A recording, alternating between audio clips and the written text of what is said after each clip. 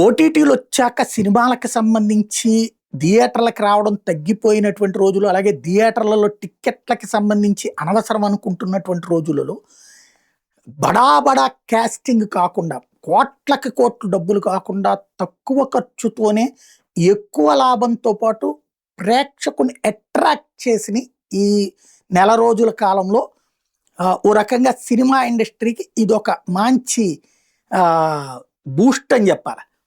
లెనిన్కి సంబంధించి కావచ్చు, ఇది మొదట లేడీస్ లుక్తో నందిని రెడ్డి మా ఇంటి బంగారం అద్భుతంగా సక్సెస్ అయింది. కావాలని దాన్ని థియేటర్లకు వెళ్ళి చూసిన వాళ్ళు ఉన్నారు. అట్లాగే లెనిన్ విషయంలోనూ చక్కగా వెళ్ళి చూసి వచ్చిన వాళ్ళు ఉన్నారు. చెన్నై లవ్ స్టోరీ అంతే. అట్లాగే కొరియన్ కనకరాజు బాగా నా హాస్యాన్ని బండించింది. విశ్వనాథన్ అండ్ సండెన్స్ కూడా, వెంకీ అట్టూరిది కూడా బాగానే ఉంది. ఇప్పుడు ఇరుముడి ఇది బాక్స్ ఆఫీస్ షేక్ చేస్తుంది. 6 డైరెక్టర్లకి ఒక లైఫ్ వచ్చింది, అలాగే అనేక మంది నటులకి లైఫ్ వచ్చింది. 62 రోజులలో వచ్చినటువంటి ఈ సినిమాలు ఓ రకంగా సినిమా ఇండస్ట్రీకి మంచి బూస్ట్ ఇచ్చినాయి. దాదాపు ఒక ఏడాది పాటు ఊపిరినిచ్చినాయి అని చెప్పచ్చు.